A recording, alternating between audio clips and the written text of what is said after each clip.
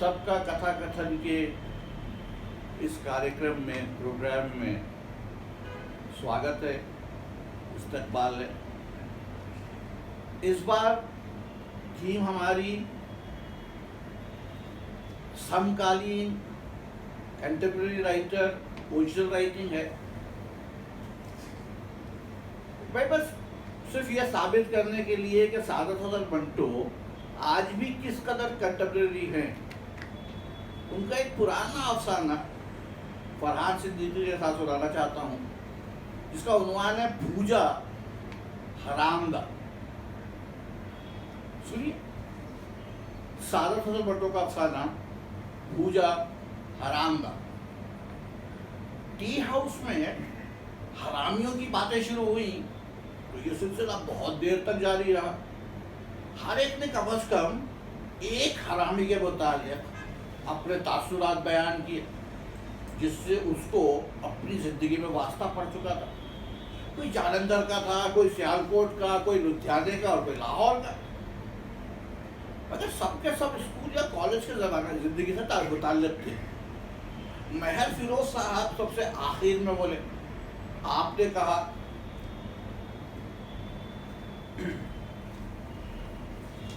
अमृतसर में शायद ही कोई ऐसा आदमी हो जो भूजे हरामदे नाम से वाकिफ न हो। यूं तो शहर में और भी कई हरामजादे थे, मगर उसके पल्ले के नहीं थे। वो नंबर 1 हरामजादा था। स्कूल में उसने तमाम मास्टरों के नाक में दम कर रखा था। हेडमास्टर, जिसको देखते ही बड़े बड़े शैतान लड़कों का पेशाब खता हो जाता था, भूजे से बहुत घबराता था, इसलिए कि उस पर उनके मशहूर बेत का कोई असर नहीं होता था। यही वजह है कि उन्होंने तंग आकर उसको मारना ही छोड़ दिया। ये 10वीं जमात की बात है। एक दिन यार लोगों ने उससे कहा, देखो पूजे, अगर तुम कपड़े उतार कर नंग धड़ंग स्कूल का एक चक्कर लगाओ तो हम तुम्हें 1 रुपया देंगे।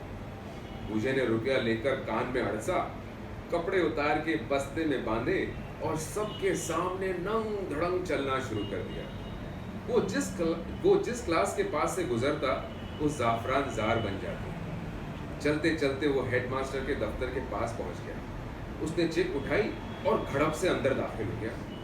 मालूम नहीं क्या हुआ कि हेडमास्टर साहब सख्त बौखलाए हुए बाहर निकले और उन्होंने चपरासी को बुलाकर उससे कहा, जाओ भाग के पूजे के घर जाओ और उसके कपड़े ले आओ। कहता है मस्जिद के मकादे में नहा रहा था कि कोई चोर उसके कपड़े उठाकर ले गया। दीनियात के मास्टर मौलवी पटेटो थे। मालूम नहीं उन्हें पटेटो किस रियायत से कहते थे, क्योंकि आलूओं को तो दाढ़ी नहीं होती। उनसे पूजा बहुत दबता था। एक दिन ऐसा हुआ कि अंजुमन के मेंबरों के सामने जो स्कूल चलाते थे, मौलवी साहब ने गलती से पूजे से एक आयत का तर्जुमा पूछ लिया। चाहिए तो ये था कि वो खामोश रहता, मगर फिर पूजा हरामदा पहचाना कैसे जाता। उसके मुंह में जो आया उसने हुल जलूल पक दिया। मौलवी पटेटो के पसीने छूट गए। मेंबरों के जाते ही उन्होंने अपना असा उठाया और पूजे को वो 4 चोर की मार दी कि वो बिलबिला उठा, मगर फिर भी बड़े अदब से कहता रहा, मौलवी साहब, मेरा कोई कसूर नहीं, मुझे कलमा ठीक से नहीं आता और आपने पूरी आयत का मतलब पूछ लिया। मारने से भी मौलवी पटेटो साहब का जी हल्का ना हुआ। वो पूजे के बाप के पास गए और उनसे शिकायत की। पूजे के बाप ने उनकी सब बातें सुनी और बड़े रहमनाक लहजे में कहा, मौलवी साहब, मैं इससे खुद आजिज आ गया हूँ। मेरी समझ में नहीं आता कि इसकी इस्लाह कैसे हो सकती है। अभी कल ही की बात है।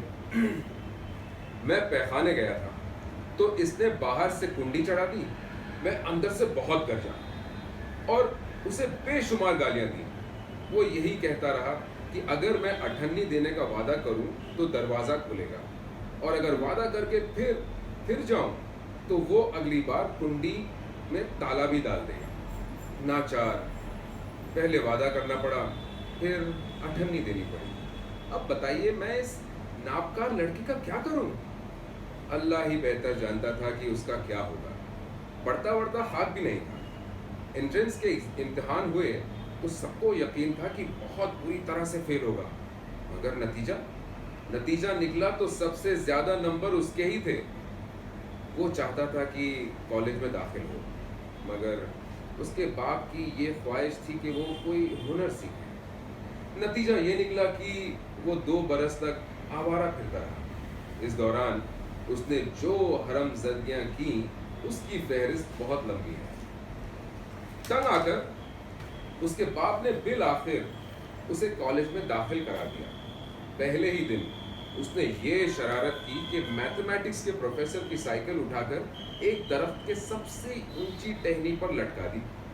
सब हैरान कि साइकिल वहां पहुंची कैसे, मगर वो लड़के जो स्कूल में पूजे के साथ पढ़ चुके थे अच्छी तरह से जानते थे कि ये कारस्तानी पूजे के अलावा और किसी की नहीं हो सकती। इस एक शरारत से उसका पूरे कॉलेज से तारुफ हो गया। स्कूल में उसकी सरगर्मियों का मैदान महदूद था, कॉलेज में मैदान बहुत वसी हो गया।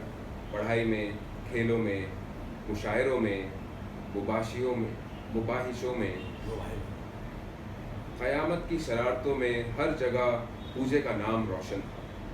और थोड़े ही दिनों में उसका नाम इतना रोशन हो गया कि सारे शहर में उसके गुण पने की धाक बैठ गई और वो बड़े बड़े बदमाशों के कान काटने लगा। उसका कद नाटा था मगर बदन कसरती था। उसकी बेधोड़ टक्कर बहुत मशहूर थी। वो ऐसे जोर से सामने वाले के सीने में या पेट में अपने सर से टक्कर मारता कि सामने वाले के सारे वजूद में जलजला सा आ जाता।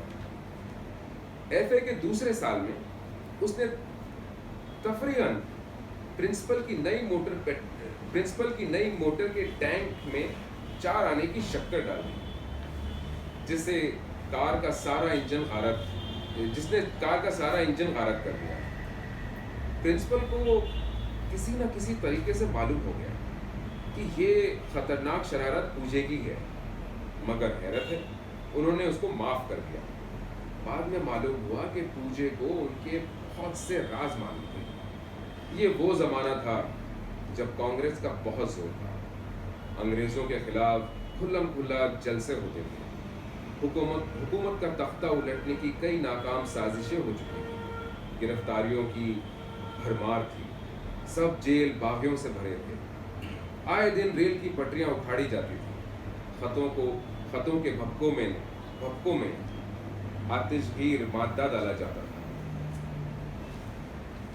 बम बनाए जाते थे। पिस्तौल बरामद होते थे। गरज की एक हंगामा बरपा था जिसमें स्कूलों और कॉलेजों के तालिबे इल्म भी शामिल थे। पूजा सियासी आदमी बिल्कुल न था। मेरे ख्याल से तो उसको ये भी नहीं मालूम था कि महात्मा गांधी कौन है। लेकिन जब अचानक एक रोज उसे पुलिस ने गिरफ्तार कर दिया, तो वो भी एक साजिश के सिलसिले में, तो सबको बड़ी हैरत हुई। इससे पहले कई साजिशें पकड़ी जा चुकी थी। सैंडर्स के कत्ल के सिलसिले में भगत सिंह और दत्त को फांसी हो चुकी थी, इसलिए ये नया मामला कुछ संगीन ही मालूम होता था। इल्जाम ये था कि मुख्तलिफ कॉलेजों के लड़कों ने मिलकर एक खुफिया जमात बनाई जिसका मकसद मालिकिये मुअज़्ज़म की सल्तनत का तख्ता उलटना है। कुछ लड़कों ने कॉलेज की लेबोरेटरी से पिक्रिक एसिड चुराया था जो बम बनाने के लिए काम आता है। पूजे के बारे में शुबा था कि वो उस चोरी में शरीक था और उसको तमाम खुफिया बातों का इल्म था। उसके साथ कॉलेज के 2 और लड़के भी पकड़े गए थे। उनमें एक मशहूर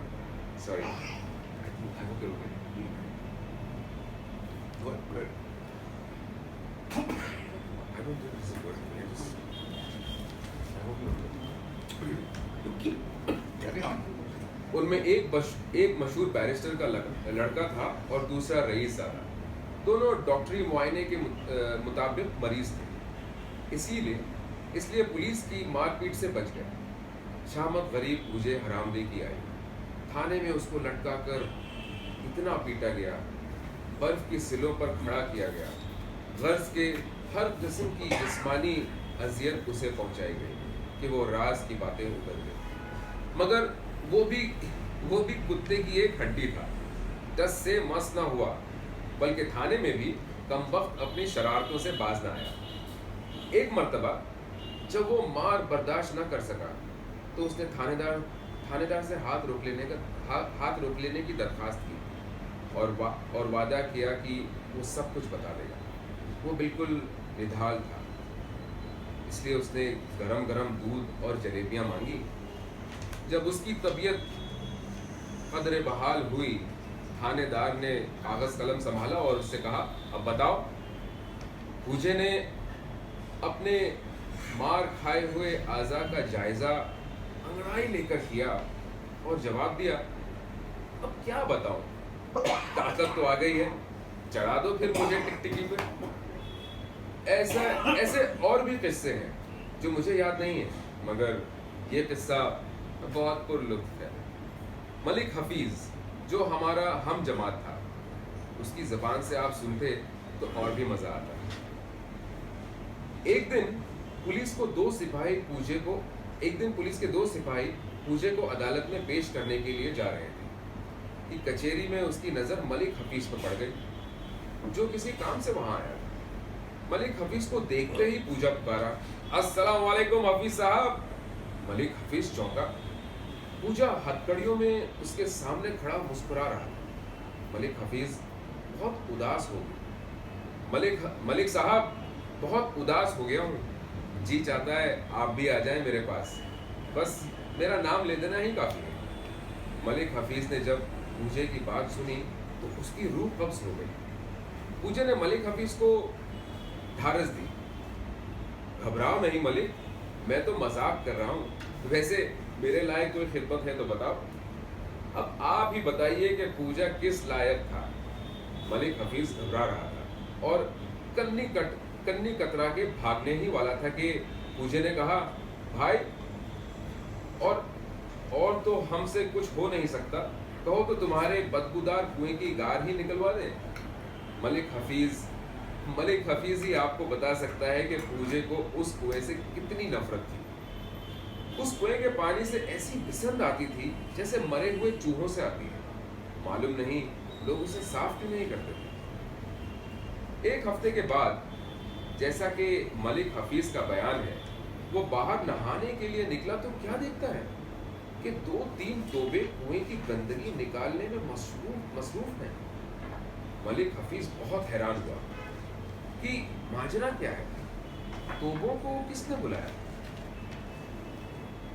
पड़ोसियों का ख्याल था कि बड़े मलिक साहब को बैठे बैठे ख्याल आया होगा कि चलो कुआं ही साफ हो जाए, लोग भी क्या याद रखेंगे। लेकिन पड़ोसियों को जब ये मालूम हुआ कि छोटे मलिक को इस बारे में कोई इल्म नहीं है और ये बड़े मलिक साहब शिकार पर गए हैं, तो उन्हें भी बहुत हैरत हुई। पुलिस के बेवर्दी सिपाहियों से पूछा गया तो मालूम हुआ कि वो पूजे हरामदे की निशानदही पर कुएं में से बम निकलवा रहे हैं। बहुत देर तक गंदगी निकलती रही, पानी साफ शफाफ हो गया, मगर बम तो क्या, एक छोटा सा पटाखा भी बरामद नहीं हुआ। पुलिस बहुत भिन्नाई। चुनाचे पूजे से पूछताछ हुई। उसने मुस्कुराकर थानेदार से कहा, बोले पाशाओ, हमने तो अपने यार का कुआं साफ करा दिया। सो बड़ी खूबसूरत शरारत थी, मगर पुलिस ने पूजे को वो मारा कि मार कर अदमुआ कर दिया। फिर एक दिन खबर आई कि पूजा सुल्तानी गवाह बन गया है। उसने वादा कर लिया है कि वो सब कुछ बदलेगा। कहते हैं इस पर बड़ी लान तान हुई। उसके दोस्त मलिक हफीज ने भी, जो हुकूमत से बहुत डरता था, उसको बहुत गालियां दी। हरामज़ादा, डर के मारे गद्दार बन गया है, मालूम नहीं अब किस किस को फंसाएगा।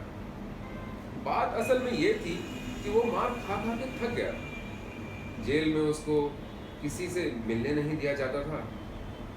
मुरगन ग़िज़ाएं खाने को दी जाती थी, मगर सोने नहीं दिया जाता। कमबख्त को नींद बहुत प्यारी थी, इसलिए तंग आकर उसने सच्चे दिल से वादा कर लिया कि वो बम बनाने की साजिश के जुमला हालात बता देगा। रखा तो उसे जेल में ही था, मगर अब उस पर कोई सख्ती नहीं थी। कई दिन तो उसने आराम किया कि उसके बंद ढीले हो चुके थे, अच्छी खुराक मिली और बदन पर मालिशें हुई तो वो बयान लिखवाने के काबिल हो गया। सुबह लस्सी के 2 बड़े गिलास पीकर अपनी दास्तान शुरू कर देता। थोड़ी देर के बाद नाश्ता आता तो उससे फारिग होकर वो 15-20 मिनट आराम करता और फिर कड़ी से कड़ी मिलाकर अपना बयान जारी रखता। आप मोहम्मद हुसैन स्टेनोग्राफर से पूछिए जिसने पूजे का बयान टाइप किया था। उसका कहना है पूजे हरामदे ने पूरा 1 महीना लिया और वो सारा जाल खोल कर रख दिया जो साजिशों ने मुल्क के इस कोने से उस कोने तक बिछाया हुआ था और मजीद बिछाने का इरादा रखते थे। उसने सैकड़ों आदमियों के नाम लिए और ऐसे हजारों जगहों के नाम बताए जहां साजिशी लुक छुप के मिलते थे और हुकूमत का तख्ता उलटने की तरकीबें सोचते थे। वो बयान मोहम्मद हुसैन स्टेनोग्राफर का कहना है फुल स्केप के 250 सफ़ों पर फैला हुआ है। जब पूजे का बयान खत्म हुआ तो पुलिस ने उसे सामने रखकर प्लान बनाया। चुनाचे फौरन नई गिरफ्तारियां अमल में आई और एक बार फिर पूजे की माँ बहन की जाने लगी। अखबारों ने भी दबी जबान में पूजे के खिलाफ काफी जहर उगला। अक्सरियत हुकूमत के खिलाफ थी, इसलिए पूजे की गद्दारी की हर जगह मजम्मत होने लगी। पूजा जेल में था जहां उसकी खूब खातिर तवाज़ो हो रही थी। ये बड़ी तुर्रे वाली कलफ लगी पगड़ी सर पर बांधे और 2 घोड़े बॉस्की की कमीज और 40,000 लट्ठे की घेरदार शलवार पहने वो जेल में यूं टहलता था जैसे कोई अफसर मुआयना कर रहा हो। जब सारी गिरफ्तारियां अमल में आ गईं और पुलिस ने अपनी कार्रवाई मुकम्मल कर दी तो साजिश का ये मरका अंगेज केस अदालत में पेश हुआ। लोगों की भीड़ जमा थी। पुलिस की हिफाजत में जब पूजा नामदार हुआ तो गुस्से से भरे हुए नारे बुलंद हुए, पूजा हरामदा, पूजा मुर्दाबाद, पूजा मुर्दाबाद। हुजूम बहुत मुश्तहिल था और खतरा था कि पूजे पर टूटना पड़े, इसलिए पुलिस को लाठीचार्ज करना पड़ा जिसके बायस कि कई आदमी जख्मी हो गए।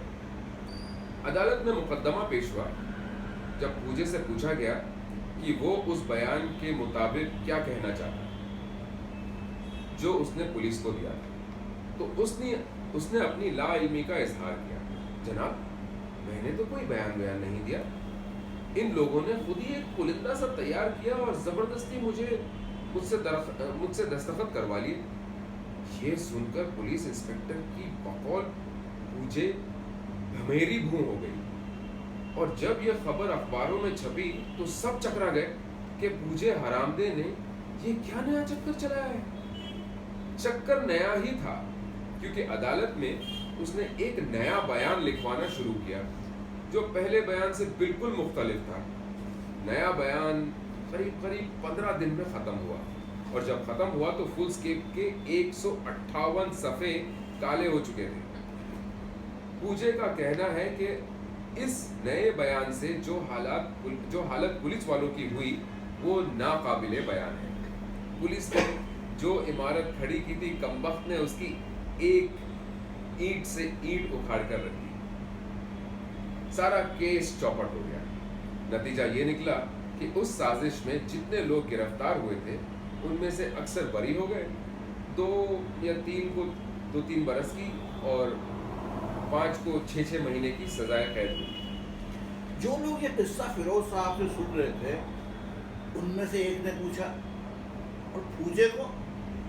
मेहर फिरोज साहब ने कहा, पूजे को क्या होना था, वो तो वादा माफ यानी सुल्तानी गवाह बन गया था। सबने पूजे की हैरत अंगेज जहानत को सराहा कि उसने पुलिस को किस सफाई से बच्चा दिया। एक ने, जिसके दिमाग को पूजे हरामदे की शख्सियत ने बहुत ज़्यादा मुतासिर किया था, मेहर फिरोज साहब से पूछा, ये पूजा आजकल कहाँ होता है? यही लाहौर में अड़द की दुकान करता है। इतने में बहराब बिल ले आया और मेहर फिरोज साहब के सामने रख दिया क्योंकि चाय वगैरह का ऑर्डर उन्होंने दिया था। पूजे की शख्सियत से मुतासिर शुदा साहब ने बिल देखा और उनका बढ़ता हुआ हाथ रुक गया, इसलिए कि रकम ज़्यादा थी। चुनांचे वो ऐसे ही महर फिरोज साहब से मुखातिब हुए, अरे आपके मुझे हरामदे से कभी मिलना चाहिए। महर फिरोज उठे, आप उससे मिल चुके हैं, ये खाकसार ही पूजा हरामदा है, बिल आप अदा कर दीजिएगा। अस्सलाम वालेकुम। ये कहकर वो तेजी से बाहर चला गया।